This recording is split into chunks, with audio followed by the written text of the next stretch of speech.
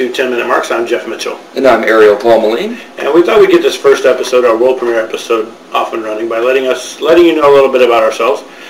Like I said, my name's Jeff Mitchell. I've been watching wrestling since WrestleMania 4, so I go back quite a bit. My favorite wrestlers are the Rockers, Shawn Michaels and Marty Jannetty. And I've been highly opinionated for 36 years, so that means I'm good at being highly opinionated. Very good. And like I said, I'm Ariel Melin, but you may call me Paul. I've liked wrestling probably since WrestleMania 13. Even before that, the Bret Hart era is my favorite era of wrestling. Although today I do watch, I like Chris Jericho and Evan Bourne a lot. And that is where I stand on wrestling. I'm also trying to break into the independent wrestling scene, training for that. And what organization? Dynamo Pro Wrestling. Dynamo Pro Wrestling.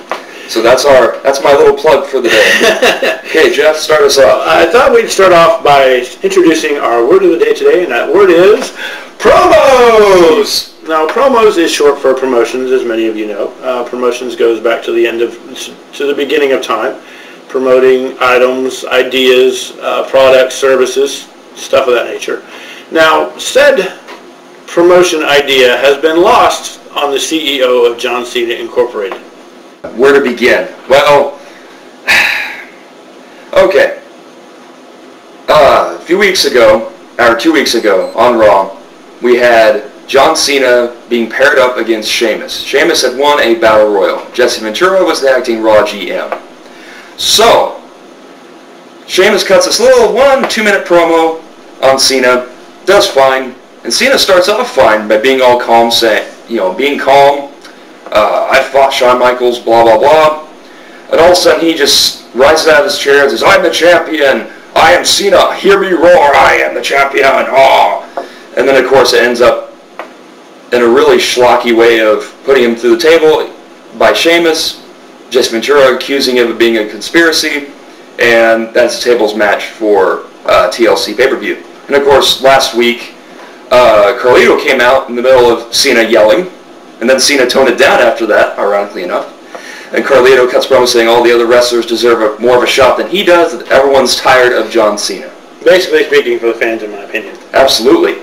And therefore, after that, he beats up Carlito a little bit, and then Sheamus comes out. Cena wants to be a title match that night, and Sheamus backs down. Probably because there's no table in the middle of the ring. Able to put him through. What's the point now? I let Paul watch the promo over at my house, and we both pretty much agreed on the over-the-topness of the promo, both promos. And this has been a problem to me since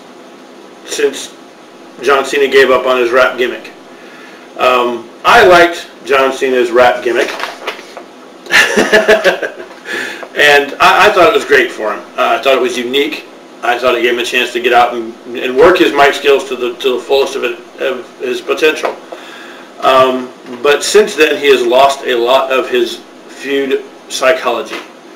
Die-hard wrestling fans such as myself, who've been watching this sport for a while, have all, well, not all, but the majority of us have agreed that he has no real in-ring psychology. And now he's really starting to lose his feud psychology as well, which to me has been a problem, going back to WrestleMania 22 when he faced Triple H. Triple H and him are in a tag team match on Saturday night's main event. Triple H hits him with a pedigree, yet somehow John Cena comes up and wins the match anyway. Just killed the pedigree. What was the point of that? Like he said, just basically killing the pedigree for the WrestleMania main event. There have been other instances where where his recent feud with Randy Orton at Hell in a Cell, a couple Raws before Hell in a Cell, they both spend about 3 minutes climbing to the top of the Hell in a Cell. Cena hits him once, puts the FU on him in the middle of the Hell in a Cell cage, which basically is just fence, puts him, does the attitude adjustment on him in the middle of the cell on fence, and they're supposed to make us believe that knocks Randy Orton out. Again, I don't see it. Especially on established Hell in a Cell matches of the past. Exactly. Fully going through it. Jericho being pedigreed on top by Triple H. Right. that kind of, et cetera, et cetera. Right. And him posing in the middle of the ring while Randy Orton rides on top of the Hell in a Cell and is in so much pain, even though he just got pushed onto a thing of fence that gave way about 2 feet at that. This feud psychology has been a problem with me and a lot of fans for a long time. I think Carlito does speak for the rest of us fans who are annoyed by John Cena and his lack of psychology skills. He should go back and really watch some Bret Hart matches, watch some Bret Hart promos, watch some Stone Cold promos, watch The Rock. There have been many promos cut in the past that did not involve yelling and screaming, that got over way more effectively. I think the Kane and Batista promo was excellent on the same Raw. The very same show, Kane and Batista go out. And I've been critical of Batista in the past, but that was an excellent promo. It was short, it was simple, it built a foundation, which is something that John Cena needs to learn how to do. He really needs to learn how to build a foundation on a feud, and that's something that is lost to him. Some promos that we wanted to brag about that we thought were very good. One of them was the Kane and Batista promo. Paul had another one. D'Angelo Dinero, a.k.a. Elijah Burke. Remember him? I do. Remember when he was released from WWE and went to TNA? I do. Absolutely.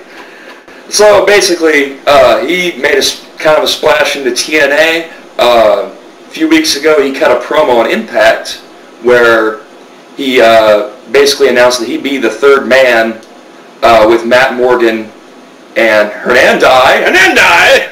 And he's doing this new gimmick where he's the Pope.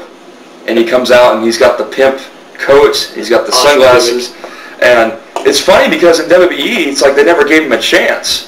You know, he didn't really cut promos or anything, but now he is so smooth. And TNA desperately needs guys who can cut promos. So totally agree, 316. Yeah. I don't want to bash TNA too much because I think they have potential, but there's a lot of guys in there that really can't cut promos. I think maybe Matt Morgan, Samoa Joe, Kurt Angle, and Sting, of course. The established guys, but some of the young guys, I think, need a little bit of help. And D'Angelo Dinero is a breath of fresh air. D'Angelo Dinero, to me, hit it out of the park, totally. He did a very excellent job of being smooth, reaching through the screen, which is something that is very highly sought after and is rare. You know, the only other person I think has been talked about is Jake the Snake Roberts and his ability to just reach through the screen. Mm-hmm. D'Angelo did that so well. His gimmick fits him so well. He has mic skills so far and above and beyond everyone else. I can almost guarantee you by WrestleMania 26, he will be a main eventer. Or he will be in main events, if not winning world titles by then. Right. Give him a few years, he'll be the next Rock. Give him a couple years and a couple catchphrases, and he has that potential to me anyway. If you don't agree, then, you know, email us and let us know about it. Another thing we wanted to talk about was TNA related was Hogan and Bischoff being in TNA. I, for one, I like the idea as long as Hulk Hogan can keep his ego in check. And if Eric Bischoff learns from his mistakes in WCW. And a lot of that involves keeping Hulk Hogan's ego in check. That's I like the idea as long as Hulk Hogan does not come on and say, I've got to be the main event, I've got to be this, I've got to win the world title, and starts to creatively control everything. Right. Then it will start going downhill. But otherwise, as far as promotion goes, I love the idea. Yeah. I mean, you're not going to get a bigger name than Hulk Hogan. Get Vince Russo out of there, too. Exactly. Get Paul Heyman in TNA. But if not Paul Heyman, Eric Bischoff would be my next choice. Absolutely. I like the idea of Bischoff. I think he has a lot of experience in wrestling, obviously, and he will help the company out quite a bit. And with that, if you agree or disagree with anything we said, or if you want us to touch on other topics, or if you want to give your opinion on other topics, we are not, by far, not the foremost knowledgeable experts on wrestling. We are just very opinionated. And just by evidence to the contrary. Exactly. Drop us a line, 10minutemarks@yahoo.com, and let us know if there's anything you want us to cover, if there's any opinions we have contrary to ours. We do not discriminate against, don't suck our butts because we don't, any retort to us thoughtfully thought out and created will be much appreciated, will be read, you know. Alright, that wraps up for the first episode of 10 Minute Marks. Once again, I am Ariel Melin. I am Jeff Mitchell. And we're going to be signing off. Before we go, though, be sure to send any comments, suggestions, opinions, because we love opinions too, at 10minutemarks@yahoo.com. Any other plugs, Jeff? Go to www.paintballtotheend.com. Get your paintball merchandise for Christmas. Thank you very much. All right, peace out. Later.